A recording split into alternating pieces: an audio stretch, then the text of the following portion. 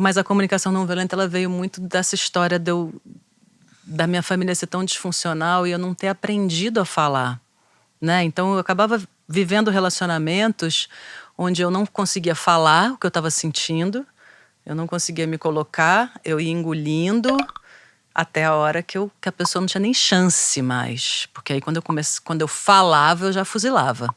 Porque era tanta coisa armazenada que aí quando saía como uma bomba. Eu falei, cara, isso aqui tá repetindo. Isso nas suas relações afetivas?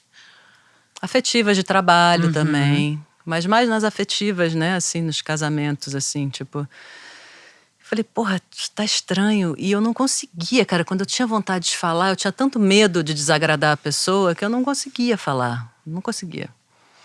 Então, quando eu me deparei com a comunicação não violenta, eu percebi que, nossa, existe um caminho, dá para aprender isso. Isso que eu não consigo, que fica preso aqui na minha garganta. Dá para aprender. Quero aprender. E aí eu tenho hiperfoco, né? Então eu quero aprender e aí eu fui até de repente me ver podendo passar isso adiante. E aí você chegou a ser facilitadora da comunicação não violenta, a palavra que ela me ensinou. Porque não é professora, né? Porque professora acho que tem uma coisa acadêmica, formal. Sim. No processo de certificação da comunicação não violenta, que é um processo que dura 5 anos, uma das primeiras etapas é comece a ensinar.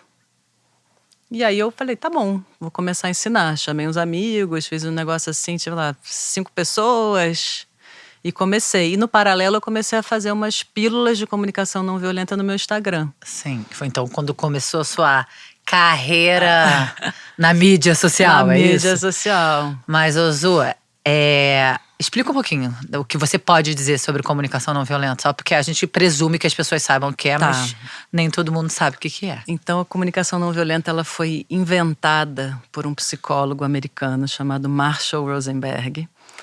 E o que levou ele a criar isso foi que quando ele era mais ou menos pequeno, a família dele se mudou para Detroit. E quando ele chegou na turma, a professora fez a chamada, por causa do sobrenome dele, os moleques viram que ele era de origem judaica. E aí bateram nele.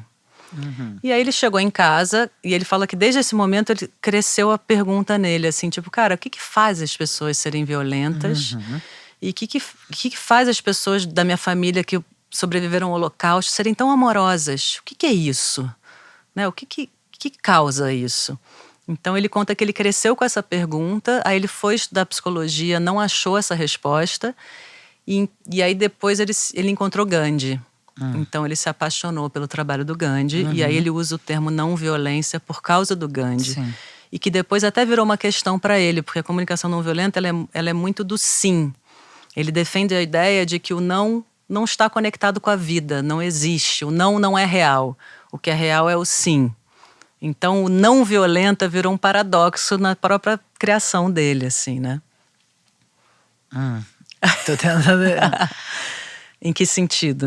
Quer que eu dê exemplos? Quero. Por exemplo, como é que eu resumiria a comunicação não violenta, né?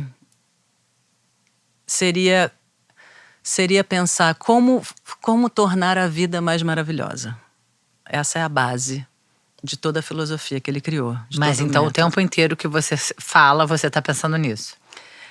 Não. O que torna a vida não maravilhosa?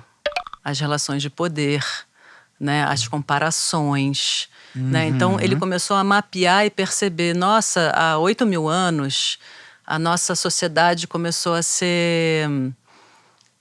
se basear num outro momento. A gente saiu, né, do tribal circular e a gente começou a entrar numa coisa mais vertical.